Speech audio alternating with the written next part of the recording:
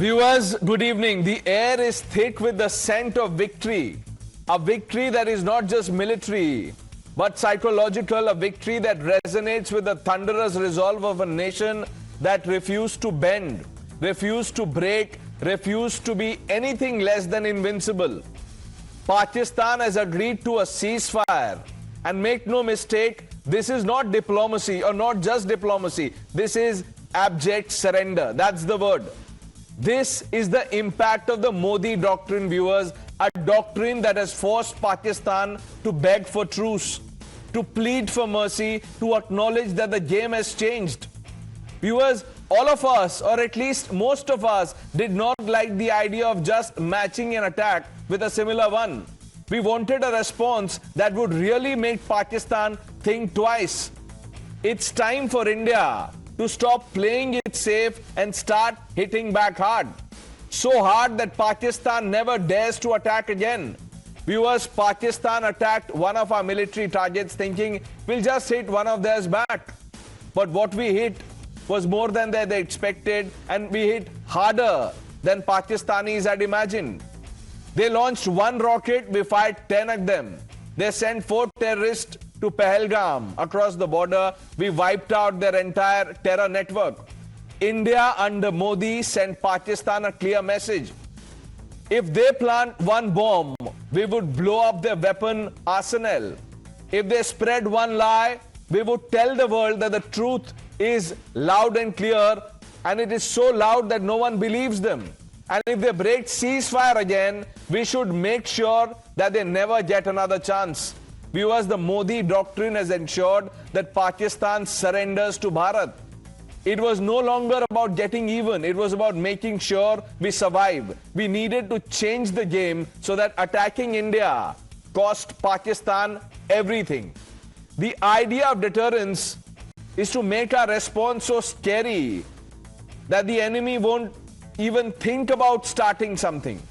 We could not have kept following the old rules because, you see, Pakistan does not play by the book, does not care about fairness or matching responses. They only care about power and getting away with things. India needed to be tough. It needed to do what it takes to keep our people safe. The world might not like it, viewers, but let them see a country that stands up for itself, that makes sure its citizens can sleep without fear, that says we've had enough. And we did it. We forced Pakistan to beg for this truce. This is also a result of the new paradigm shift in policy. Any terror attack will now be treated as an act of war. Now, this is a message that Indian blood is not cheap. Viewers, the way forward is clear. It's not about starting fights, but about making sure no one wants to fight us. If they fire one missile, we should launch so many that their defenses are gone. If they sabotage one thing, we should break their whole supply chain. If they cross one border, we should push them back so far they rethink their maps. If they kidnap one soldier, we should rescue him, capture the whole unit. If they spread one rumor, we should drown it with the truth. And if they send one drone, we should ground their entire air force. At least the message has to be that. If they plan one attack, we should stop them before they even start. This is the only way Pakistan will listen. The only way we will have peace, not because we are weak, but because we are strong. India needs to stand firm and act decisively like we did. The world, viewers, respects a country that refuses to be pushed around, that refuses to be predictable, that refuses to be anything less than powerful. This was our moment to show that we don't just react, we change the game. We don't just punish, we make sure punishment is never needed again. Viewers, the Modi doctrine is not about matching aggression. It is about overwhelming it, about making the cost of provoking India so high that surrender becomes the only option. This ceasefire, viewers, is not a pause. It is a confession and admission. It is Pakistan saying that we cannot win, that their strategy of death by 1,000 cuts has been met with a response that cuts deeper, that bleeds them dry. So, viewers, let the ceasefire be signed, let the guns fall silent, but remember, this is not the end. It is the beginning of a new era. an era where India dictates terms, where Pakistan knows its place, where the world respects our strength.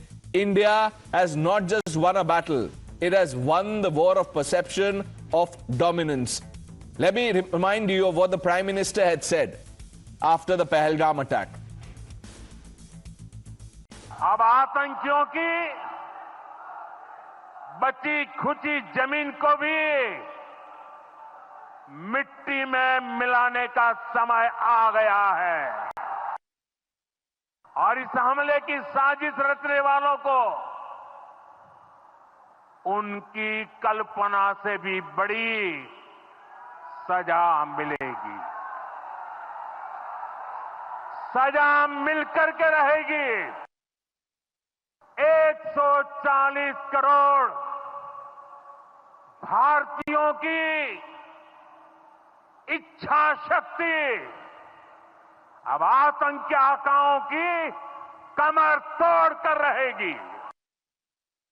I say to the whole world, India will identify, track and punish every terrorist and their backers. We will pursue them to the ends of the earth. India's spirit will never be broken by terrorism. The Director General of Military Operations of Pakistan called the Director General of Military Operations of India at 15:35 hours earlier this afternoon.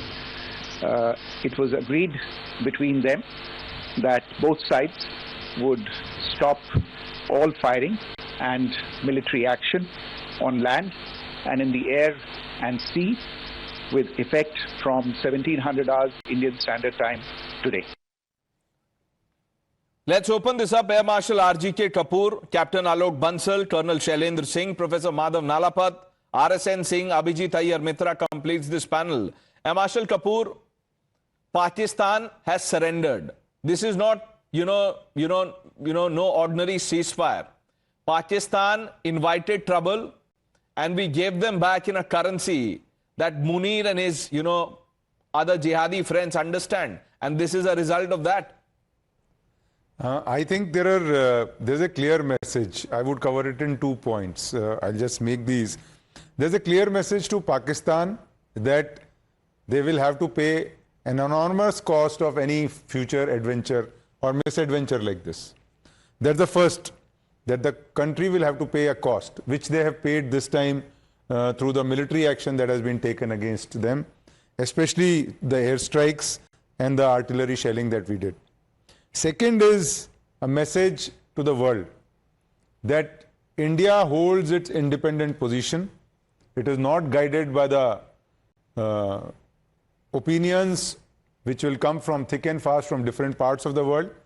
It is guided by the objectives that it sets for itself. And the announcement, what I want to emphasize on is the announcement on that any future terror attack will be treated as an act of war, which preceded the tweet by the President and the Foreign Secretary of US, indicates that a decision was taken by India on itself, while US may think that it has announced it to the world. Whether the Foreign Secretary made it later or earlier is a different issue. That is probably a process or a convenience. Professor Madhav Nalapat, you've been in your element, sir, through this, the week, the past 4-5 days. In fact, today you made a point that the general perception in Pakistan about India is that, look, this is a, Hindu majority country and Hindus are spineless. That perception has been broken, and how? How do you, how would you bracket this ceasefire? We are calling it surrender because this is, this is Munir begging for mercy. Well, let me say that Munir is always bad news. not more, even more for Pakistan than for India. But having said that, let me point out that India does not favor a state of war. India favors a state of peace. And we have proved the point that we can destroy their air defense systems, we can destroy their operational bases, and frankly, we can destroy a lot of their capability. So in that situation, there's no doubt that the point has been made very, very clearly. And the fact of the matter is that, India has got to concentrate on economic progress and economic success. And I think this situation will help us do that in a way which our contrary situation may not. It may have gone on for 2 or 3 weeks more. And 2 or 3 weeks more, the end result would have been about, frankly, the even greater collapse of Pakistan. But even that, frankly, is a process where India is not in the big picture. It's inside Pakistan itself that internal processes are at play. So overall, I think the decision was taken by the government of India that let's agree to the Pakistan proposal and let's have a truce. It's a ceasefire, it's a truce. It's not a stoppage of, frankly, it's not a peace treaty. It's a not stoppage. at all. You said it, not at all, because, I would not put it beyond Munir or the others there in Pakistan to violate this in the next few days. The Indus Water Treaty stands in the sense of India can basically suspending it. And that is also inflicting its own costs. And all the other non-kinetic forms, frankly, the kinetic situation has stopped. The non-kinetic will go on both sides, but we have shown that we can prevail in the non-kinetic field as well as in the kinetic field. Thank you. Colonel Shailendra Singh, how do you read this, sir? What is the message here? Jai Hind, Namaskar. Let me be very honest, because I'm not a very senior officer. I'll give you the ground officer's feeling. Yes, I'm a little disappointed. It could have been much better, more. But then I have to honor my country's policy that this is not an era of war. I do understand that people taking that decision have got much more information and they are much more experienced to take a very balanced decision for the benefit of my country. But anyway, I have to speak what I also feel as a citizen of this country. I thought this aim was definitely achieved, that we struck the terrorists nice and proper. We also conveyed to Pakistan Army and everybody that if you are going to do anything in support of them by sending few drones towards me and sending your Fateh missile, then I'm prepared to escalate it. If you are going to put your forge on the border, then well, I also have got very, very nasty and disaster plans for you, which has led to this particular ceasefire, because they would have realized it.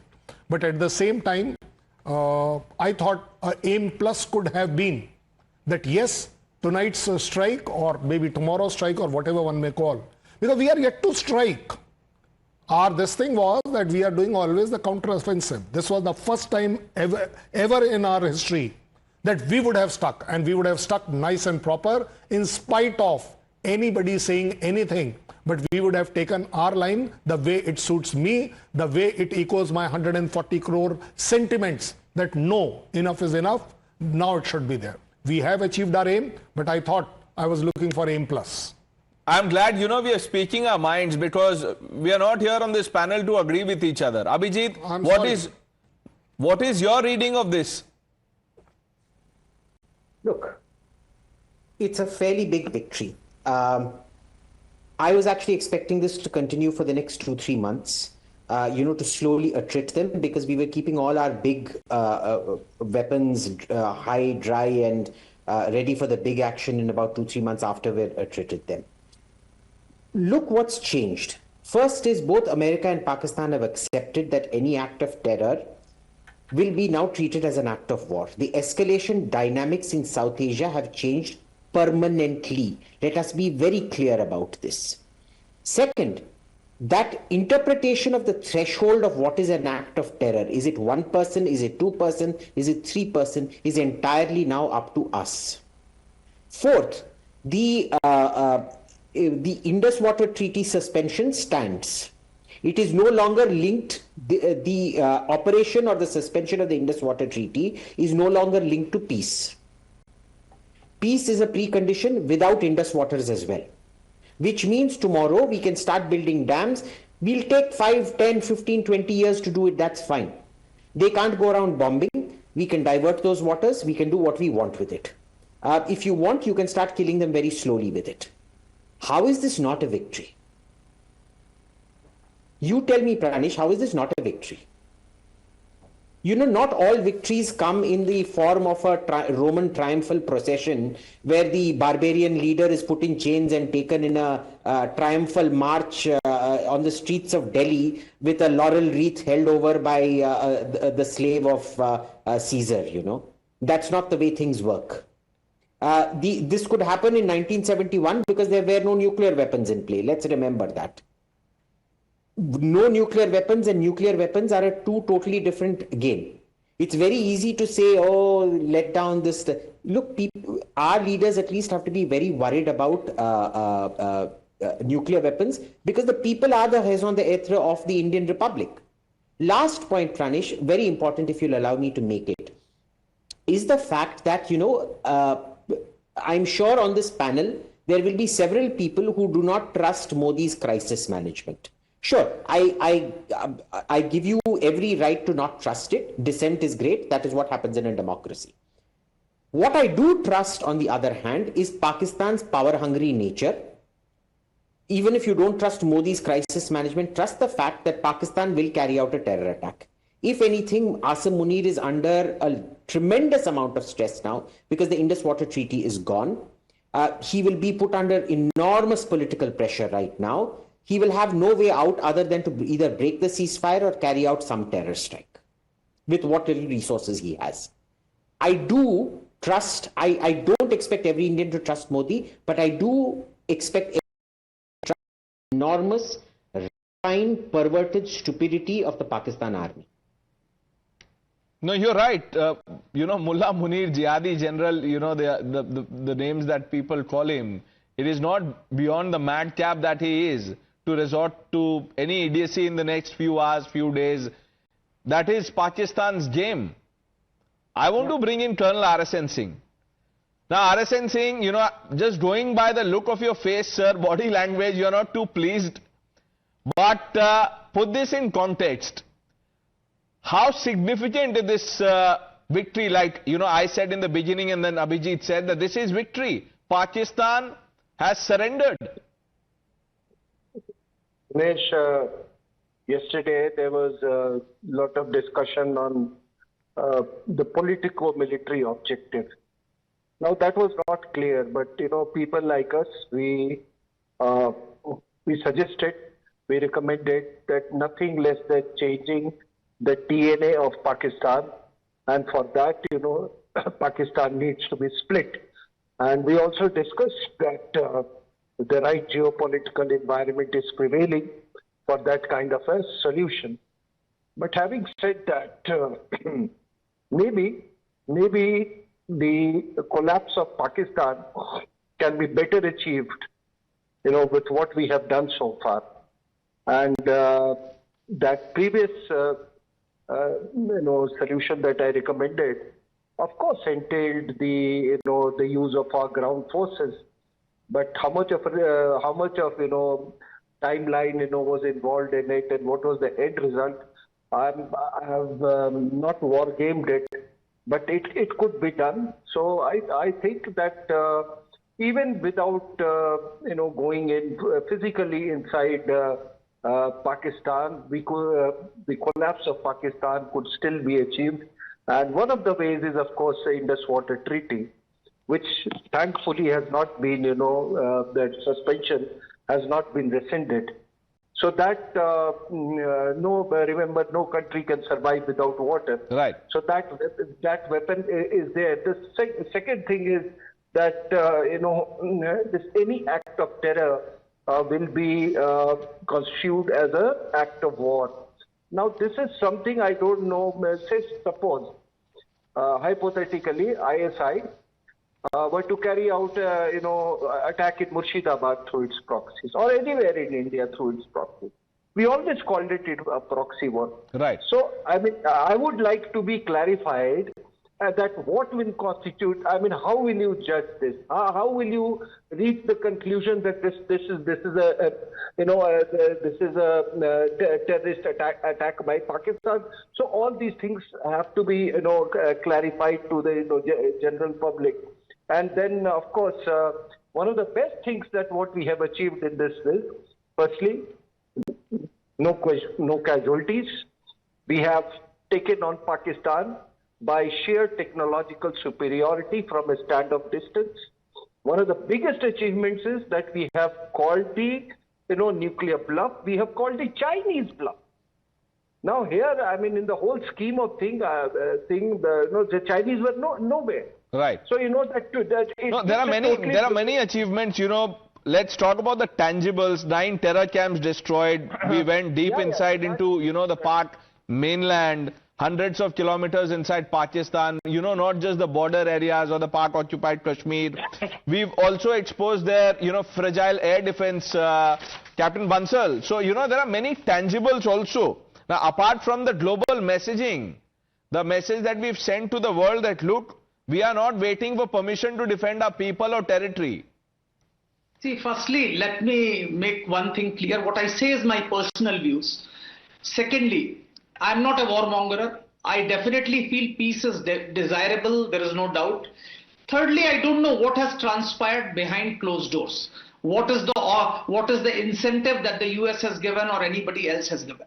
But having said that, and there are, of course, many achievements as you brought out, that we targeted 9 terror camps, we gave a clear-cut signal to Pakistan, we proved the superiority of our weapon systems, we proved the impeccable nature of our air defense system, our indigenous systems like Akash were proved, we have broken Pakistan's will. But having said that, there are numerous questions that come to mind. Firstly, why was it announced by Trump?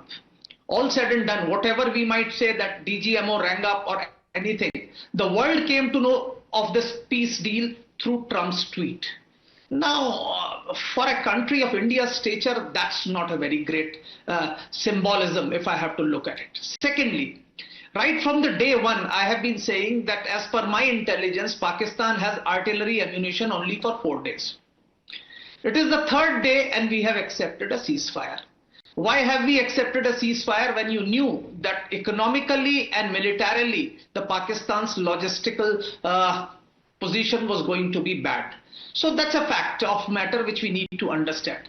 I am really not convinced. I agree with the RSN that this saying that act of terrorism is an act of war, it's a very too ambiguous a statement which will make any impact. As RSN said, I also agree. There can be anybody, tomorrow the global community will ask for proofs, evidences and a lot of things. He talked of Murshidabad, supposing there is a terror attack in Trivandrum or something like that, Mallapuram, how would you decide who has actually done it or something? There will be a lot of issues which could come up.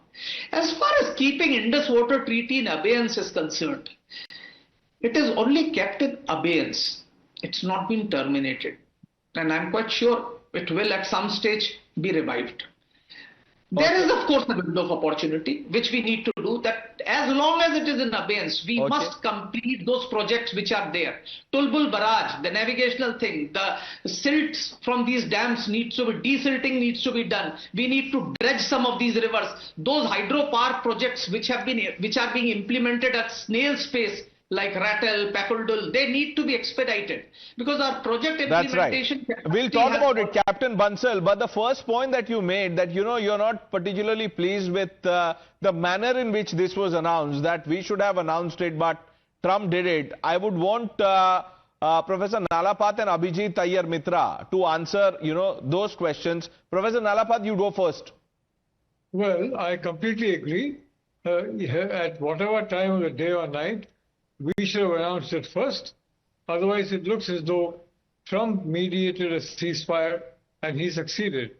the reality, the DGMOs met, and I think it is very, very bad optics, frankly, that this was announced first by Donald Trump, and that too in a tweet, not even in a policy statement.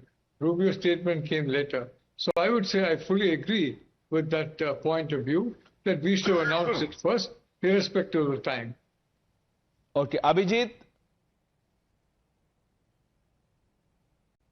Well, look, I have no doubt the Pakistanis are going to spin this as a victory. Okay, that is what they always do. They've spun everything as a victory. If you look at 71, where you had a photo of 93,000 Pakistani prisoners of war, they still claim we lost in the eastern sector, but we won in the western sector. And you know, they got Chuck Yeager, the first man to break the sound barrier, to actually validate their version of things. He said, oh, on the ground, India crushed Pakistan, but in the air, you know, Pakistan crushed India. They celebrate 1965 as Defense of Pakistan Day, and they still claim they won it. Air Force, they crushed us. Oh my God. So, well, it is what it is. Sir? Sir, if you can allow me, I don't understand who crushed whom, who did a Kutne wali niti, who did what, but I definitely know one thing. Whether you go for a 65 war, 71 war, or Kargil war, or any war, Pakistan has never claimed that they won anywhere. I have never claimed that I have not won that war. That is official. And well, the whole world also agrees to that. Yes, I do agree that in this case, where we were on an absolute clear edge, even I'll go down to the saying that we were on a kind of winning. But at the same time, as I said earlier also, there are always better considerations done at a country level, at a prime minister level, at that advisor level, that when they come to a decision, it is something like exactly I'll tell you. When Hazratbal happened, I was the man who was doing it. So when I was stopped from doing it, I felt very bad about it.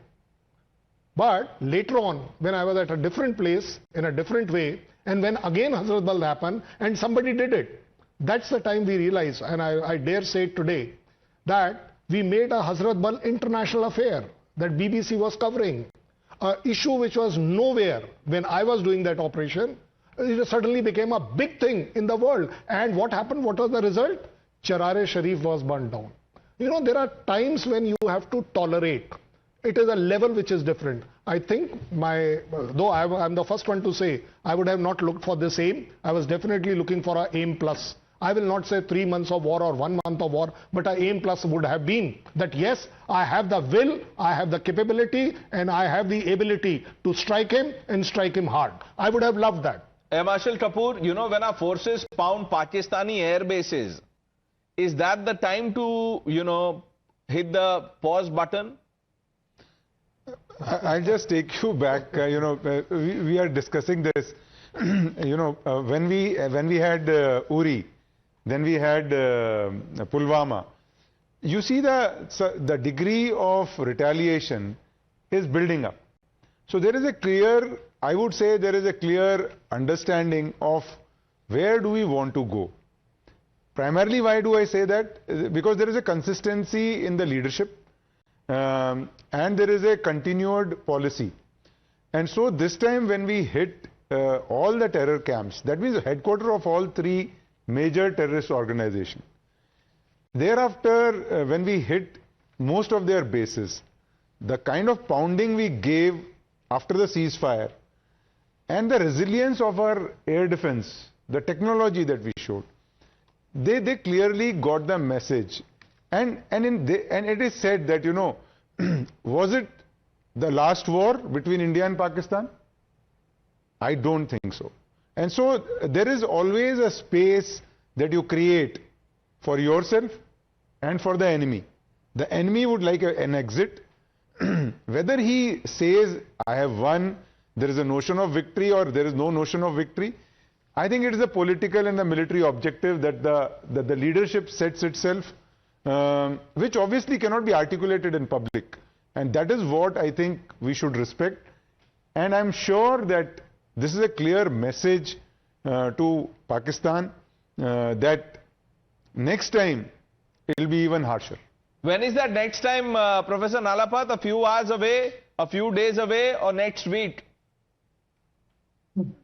Well, it's very hard to predict what's going to happen in Pakistan, but whatever it is, I think this time around, we are not going to have a ceasefire until the objective and the mission have been completely achieved. So I'm not going to guess as to when there's going to be a next time, but given the proclivities of the Pakistan military, given their mindset and their chemistry, I mean, they're not always fully rational actors. So there is likely to be a next time. But this next time around, I presume, will be the end game. Thank you. I dare challenge, sir. I'm speaking to you now. Your question to be answered by me. जो दूसरे को गिरकर समझ जाए वो समझदार होता है. जो खुद गिरकर समझे ना वो बेवकूफ होता है. जो बार-बार गिरकर भी नहीं समझेगा वो पाकिस्तान होता है. You are looking at days, weeks, but I am only telling you, yes, Pakistan will do the same thing again and again. No, I said that in the beginning, so I'll not be surprised if, Pakistanis do it, because who do they have? I said, sir, Mullah Munir is one mad kya, wo kuch bhi kar sakta hai. He has a constituency to please. Like they say that armies, the more professional armies don't behave like how the Pakistani army behaves, at least under this general. Abhijit, the geopolitical implications apart, we'll have time to discuss all of that in detail. But, spare a thought for people who are watching a broadcast now. Over the last few days, the kind of narrative, the commentary that was that we've got Pakistan by the scruff of the neck. Let's not, let them go away. Has what happened, is that, deterrence enough? Straight question. Yes and no, and I'll tell you why. Yes, because a huge part of their terror infrastructure has been destroyed. Remember, in one of these bases, I'm not going to tell you which one, we very carefully avoided the actual aircraft and hit the mess instead, where we killed a lot of pilots who were on, you can verify this with satellite imagery. Deterrence has tweeted out that particular thing. I've seen the high-res photo. We don't have permission to tweet it out right now. We killed a lot of pilots sitting in the mess out there. Who were on, high alert. Now, have we deterred them? The question is, have we deterred a normal state? Was it enough to deter a normal state? Yes. Have you killed off a huge amount of Pakistani capacity? Yes. Because remember, a plane can be replaced, a pilot cannot be replaced. To train a terrorist takes anywhere between 3 to 5 years. At least to train a fine terrorist, apparently, or so I'm told, by experts in the terrorism fields. In the art of terrorism, or whatever you call it, the science of terrorism. I don't know if it's an art or a science. But, I mean, really, do you take an MSc or an MA in terrorism? But Asim Munir is somebody, all Pakistani generals are people who think the national interest is their self-interest, and Pakistan's interest is in him getting his 3-year extension or 9-year extension or God knows what. They are essentially trapped in a very similar position as they were in Kargil. Now remember, Kargil also, well, they kind of claimed victory, no? They did. And what happened after that? Sharif tried to sack Musharraf. Musharraf then took over in a coup. Now you don't know what's going to happen here. The economic cost, the results of that economic cost and things like that. Like I said, I always trust the infinite rapineness, greed, and self-centricity. Not necessarily the stupidity, but the self-centricity. I think of it as stupidity, but self-centricity of the Pakistan Army Chief of Staff. So, Captain Bansal, how long will this, ceasefire last? I'm already getting reports that there is firing happening across international border and line of control, both in Araspura and Jammu sector. I'm getting first-person accounts. There is already firing happening. So, as I said, expecting Pakistan to refine, of course, there are no drone attacks like yesterday and day before, which Jammu was swarmed with yesterday and day before. That's not happening. But firing across international border and line of control continues. And I'm really amazed, actually, with the change of tone of many of our panelists from what it was yesterday and today. I have no problems, but let me make one thing very clear.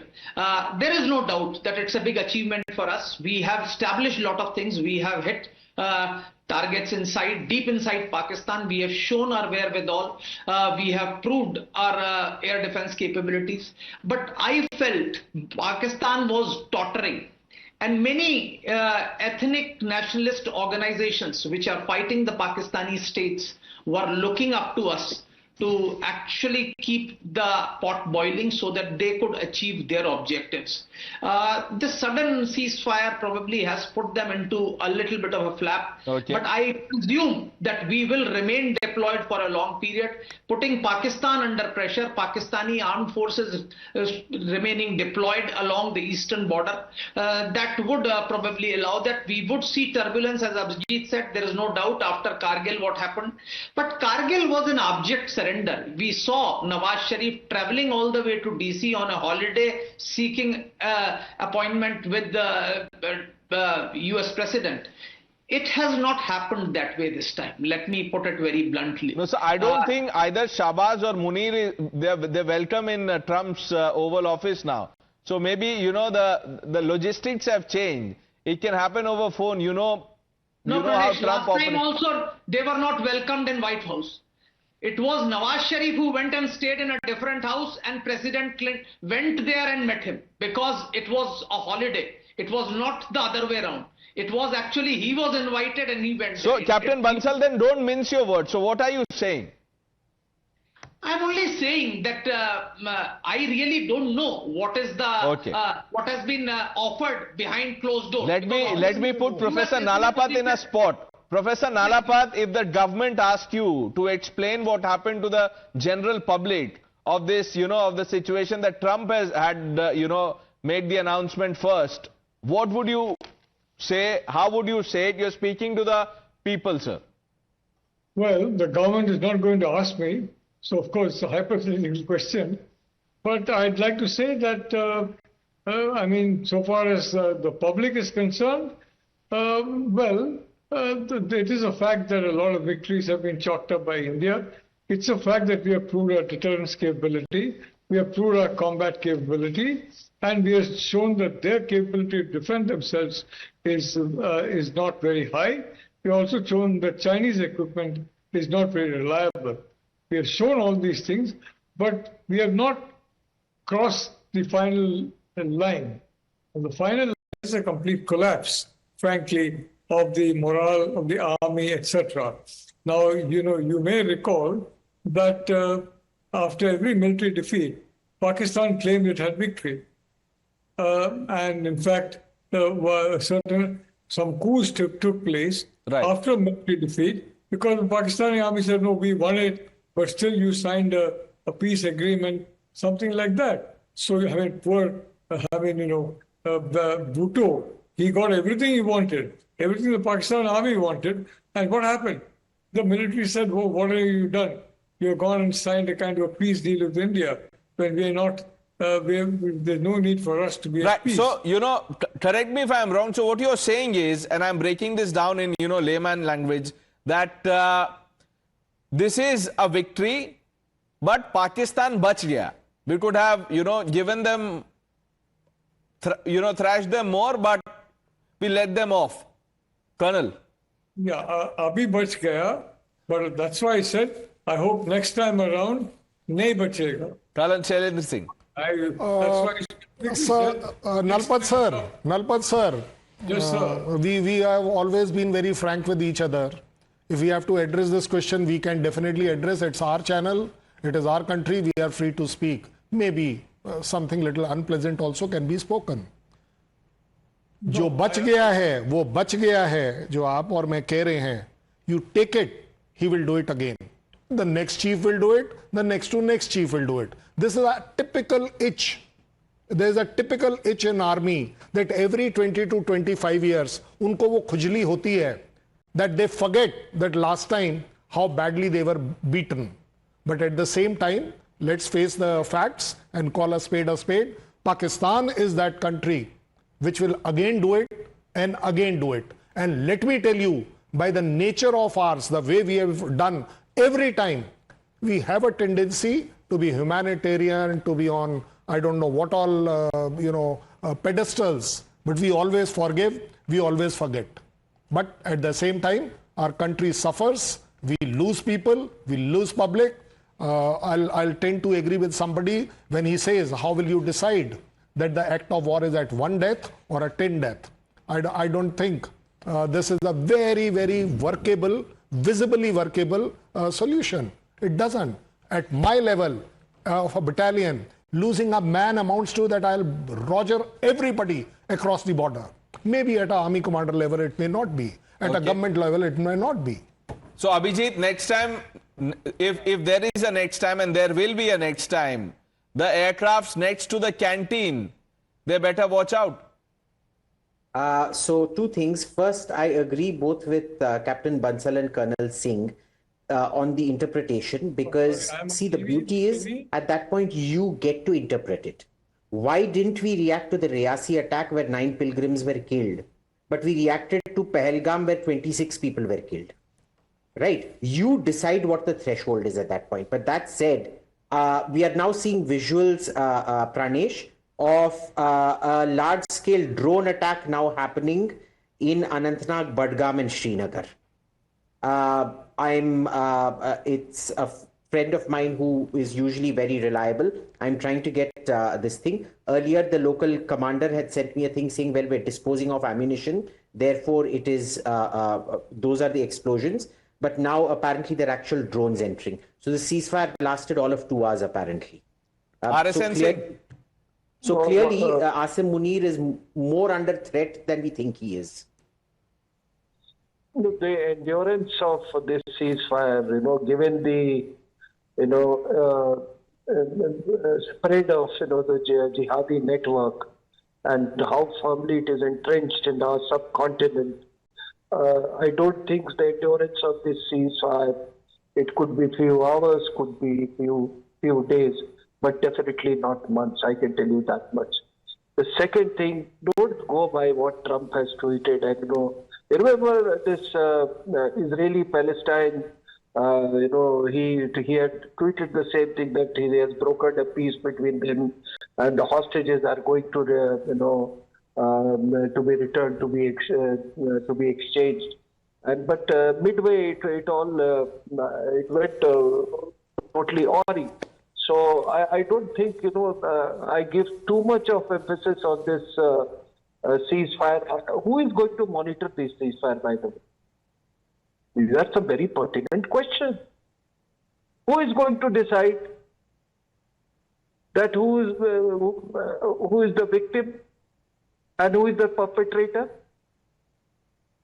I mean, I don't think the Americans can say anybody has allowed them to sit on this judgment. It is we who will decide. No, I understand the question, but sir, we didn't wait for Americans to give us a go-ahead when we, punished Pakistan. So let's be fair about that also. RSN saying, look, the larger point that you're making is fine, that, we are letting off Pak too easy. But we did not wait for Trump to, to punish Pakistan. We've blown off their airfield, sir. There's picture proof. So, Abhijit. Sir, who will decide whether a ceasefire has been violated or not, sir? Okay, who decides? There is no ceasefire. There is only cessation of military operations. Blackouts and sirens. Blackouts and sirens now happening. This is in Jammu. Anantnag. Where is this, Abhijit? Blackouts and... Akhnur, Anantnag, both places. So, Marshal Kapoor, would you like to answer the question that RSN Singh is asking? See, taking a decision to stop or pause military operations is a decision that has been taken with whatever inputs that they have got. The fact is, it does not stop India from restarting the military operations. It is not that the assets have moved. It is not that the weapons have been deactivated. It is not that the ops rooms are not functioning anymore. It was just a pause that allowed Pakistan to have a look. So So who monitors ceasefire? There is no ceasefire, and there is no third country who's coming into us to monitor or tell us. It is the decision to initiate the attack on 6th was taken by us. Now we reserve the right to take the decision again. And again, now this gives us the right to go the whole hog. Now there is no question of anybody. So if whatever is happening, and if these reports are true, that there is an escalation from the Pakistani side, India reserves the right to give it in full go. So from there is no notch one upwards. It is 5 notches up. Professor Nalapat, there are reports. In fact, Abhijit has more updates as we speak. Yes, Abhijit. Minister Satish Sharma confirms fresh firing reported at border. It's official now. There you go. Yeah. Professor Nalapat. I'll tell you the one plus that we have got out of this, and that is that we have shown that we are willing to walk 10 extra miles for peace. Whether that's a good thing or a bad thing, I don't know. Psychologically, I mean, it's not a great thing. Morally, of course, it's a very good thing. But the point is, I qualified my statement by saying the next time around, I hope we go in for the kill. And frankly, we could have done so this time, but we are given a pause. There must be consideration that government has considered that we are not aware of. But if when the next time comes, and from what Abhijit says, it's already come, then I think... It has come, sir. It has come. News is breaking. Exactly. Ceasefire violation in Aknur. Just look at the screen. Exactly. So, the next time is here. Perhaps the Pakistanis deserve a fate. And even Trump can't save them. Captain Bansal? Absolutely. As I said very clearly, their ceasefire has broken as far as firing is concerned, and cross-border firing will continue, will retaliate. But I don't think so any drone has come, but if it has come, I really don't know, because that will be a grave violation. Across LC but Captain firing... Bansal, you see, that's the problem. I think Abhijit also spoke about it. RSN Singh, spoke about it. How do we judge? What is a ceasefire violation? Firing of 5 bullets, 50 bullets, or a drone? See, let's be very clear, Pranesh. This RSN knows very well. He has been in the army. Before a long time back, it was a continuous fire. Whenever the commander was there, he would decide keep firing, and there used to be fire going on. There have been times when subsequently we had a ceasefire agreement, we had stopped. Now nobody is there to monitor. But to say that you can do anything, anytime, after having agreed to a ceasefire with whatever US mediation, there has been something. At least US is claiming that they have actually spoken to something.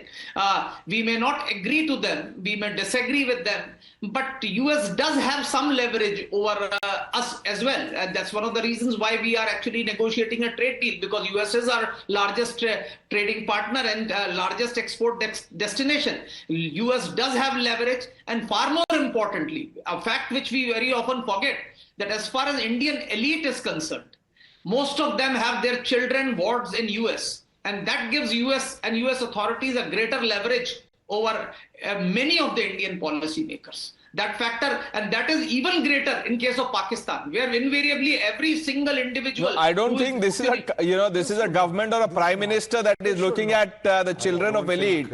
I don't think so. The leverage that the US has is because of the market that India is. Absolutely. Nothing more, nothing less. But, so that's my view. I beg to disagree with what you said, Captain Bansal. But, Colonel Singh, हम अभी शुरुआत में बात कर रहे थे कि ये एक अंडरस्टैंडिंग है, अग्रीमेंट नहीं है. और उन्होंने उस अंडरस्टैंडिंग को भी तोड़ दिया है. This is a betrayal. Let me interpret in my way that what this ceasefire means to me. When things are happening. Cross-border fire had been going on for ages. It had been going on and on. There is nothing wrong about it. There is nothing right about it. Even sometimes, wherever the IB is specified, there also firing takes place. This is the bottom line at which I am starting. The bigger line is, when we are talking about this so-called ceasefire, it is for very simple reason that the Pakistanis had brought their forces on the border, which we have noticed. We have said also that they are preparing for attack or a defense, whatever we want to call it. At the same time, US has come to know, been told, or whatever, I'm not going to give out those words to you, but you can please interpret it. There was something happening too big to be handled. Now, there is only a ceasefire. That so-called too big does not happen.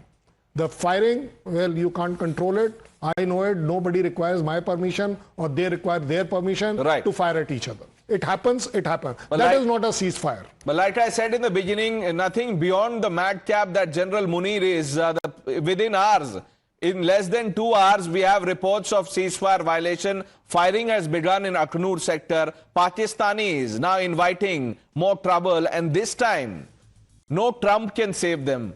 Gentlemen, thank you for joining us on India Upfront. The news are with Navita Kumar on the other side.